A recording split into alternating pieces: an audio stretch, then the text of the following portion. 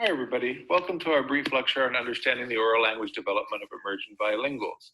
So through each of these slides, I will tell you a little bit about some of the differences between oral and spoken language, some of the characteristics of oral language development, and some of the things that we can do in our own classroom to support the oral language development of emergent bilinguals. I think one of the most important places to start with is comparing and contrasting spoken and written discourse, because we oftentimes think of spoken discourse as something that's really easy, but we know that spoken discourse and written discourse can both be grammatically complex. For example, in spoken discourse, you can have hedges, what, maybe, this could be, or something like that. That's difficult for an English language learner to follow when they're listening to oral language development, especially when they're listening to native speakers speak in class. Okay, and we know that written can sometimes be very simple. You could have a simple subject, this class is hard, or it can be of increasing linguistic complexity as you write and include compound or complex sentences, etc. So it's not always written language anyway that's difficult. Spoken language is typically spread out. It is not always really compact or lexically dense like written language. There could be a lot of unpacked language. Whereas in written language, you may pack a lot of ideas into one or two words, or one word, like a nominalization. Nominalization is basically when you use a form of grammatical metaphor. Basically, what you're doing is you're taking a verb or a verb phrase and you're making it into a noun. So, for example, if I were going to say, first one that comes to mind is pronounce, the word pronounce. You may say, how do you pronounce this word? The word pronounce is a verb, and then it can be made into a noun. What's the noun verb form, rather, of the verb to pronounce? Pronunciation, of course. And once pronunciation is nominalized and made into a thing, you can add an adjective to it. So it's now clear pronunciation. You can add a quantifier, many very different pronunciations, two pronunciations, etc., etc. Spoken language is also typically contextualized in that you and the speaker or the interlocutors, whoever's exchanging meaning, you know what you're referring to.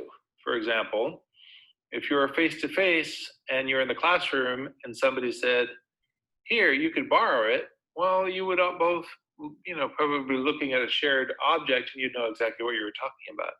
When you write like that, you can't write like that, right? With an assumption of an assumed understanding of the context. It's decontextualized. So typically spoken language is less explicit and written language is more explicit. It has to be to make meaning. Spoken language is typically spontaneous.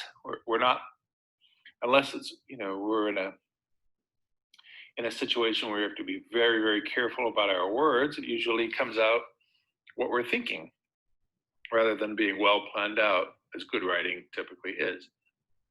As I mentioned before, spoken language is characterized by repetition, hesitation, or redundancy, where valued written language in academic settings is typically to the point. So there are some factors that support the spoken language of emergent bilinguals, and I'll talk about each one of these in the next few slides. They are comprehensible input, comprehensible output, stretch language, negotiation of meaning, models of appropriate language, and a well-developed mother tongue. So take note of how these factors support or potentially support emergent bilinguals in their oral language development. The first factor was described by Krashen as comprehensible input. And this, like its name suggests, is not simplified language. It's not, reduced baby talk. but rather it's a way of supporting an emergent bilingual's meaning making by using several techniques, such as the easiest one is explaining in a student's first language. If that is a language that is shared, you're trying to explain something maybe that's a difficult point about content, and you both speak the same language. Spanish, for example, you could explain what that means. A second way to support comprehensible input is through the use of visuals. A third way is to build schema. Schema is a term from psychology that really means building background knowledge. So, if the more that a student knows about a topic, obviously, the more they are going to be able to talk about it. If they don't know the background or they don't have the schema, they're not going to be able to talk about it. So background knowledge is not to be confused with intelligence. Oftentimes, if we asked students who are from the Caribbean or from certain countries in Asia, for example, to describe a day playing in the snow, they might have quite a bit of difficulty. Okay, but if we English language learners who are not from Asia, for example, and we're asked to describe an experience that was familiar to those students, we may find ourselves hesitant to be able to converse about these topics. Okay, comprehensible input also is supported by demonstrations and experiences and the use of multimedia techniques and texts, rather. We always want to be working at a level of input +1, just a little bit above and beyond the student's independent level, okay? So input +1 is has to do with what is the support that we're going to be offering it has to do with the support that we're going to offer that student in order to be able to make meaning comprehensible. The second factor is the converse of comprehensible input. It's output, developed by Merrill Swain, in which we're focusing on speaking and writing rather than reception.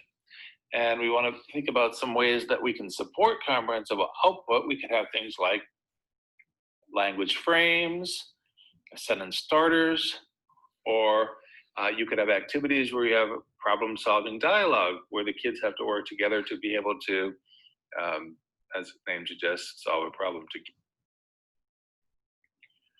The third factor that supports oral language development is the use of stretched language.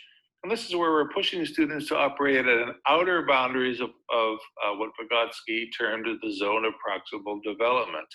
This is what the student can do. This is the zone in which the student can work between what the student can do independently and what the student can do with the support of a more knowledgeable other, in this case, either a peer or the teacher. Okay, and as we're engaging in stretched language, we'll see the teacher asking for elaboration through questions, or maybe providing some words or vocabulary that the students are stuck on. We'll have authentic tasks, and authentic tasks, sadly, are often missing in school settings. But we want to get the students to actually do something that's not just meaningful for them. We're not talking about something that's absolutely fun. We're talking about something where they're going to have to find out some kind of, maybe some information gap that's missing. For example, if they're going to work together to, maybe there's going to be a new student and they're going to share a couple of the procedures for using the classroom library. So they would work together to create a short presentation about how to do that they would give to the student. So it's an authentic task. It's not for a fake audience. The fourth factor related to oral language development is negotiation of meaning. And this happens in the exchanges between teacher and student. Oftentimes, when a teacher or a student is asking for clarification, can you tell me more? I didn't understand. Can you repeat? There are there's opportunities for shared or co-constructed definitions. What does that mean to you? What does that remind you of, etc.? And oftentimes there's opportunities for collaboration and just an exchange back and forth so you can clarify meanings. That's the negotiation of meaning. Very important in supporting oral language development. The fifth factor that supports oral language development for emergent bilinguals is having models of appropriate language. Now, appropriate language does not mean perfect grammatical language, because grammar is really just about how we're making meaning, right? So it's not about rules and speaking perfectly. It's about students having the opportunity to use a variety of registers in a variety of contexts. No one speaks academic language as a first language. So we want to make sure that students have an opportunity to use spoken social discourse and academic discourse, right? And engage in using different genres, narratives and arguments, etc. And also, read and talk about and think about a number of different topics. And use the registers of science, and use the registers of history or civics and social sciences, education, etc. So they can constantly be expanding their how they call their meaning-making resources. The sixth factor is having a well-developed mother tongue. It's very important for students to continue to develop their first language. Now, if you don't share the first language with the student, one of the things you want to do is encourage parents at home to use the first language and to discuss the first language and give the students opportunities to read, write, and engage with family members or older family members and use their first language, because that supports the acquisition of and learning of the second language. How does that do that? Well, basically, like I said, if you have an understanding of the background, if you have a strong background knowledge, if you have a strong basis, if you know the word in the first language, you're going to be able to transfer that word or transfer that concept to your second language in an easier way. So first language supports second language or additional language.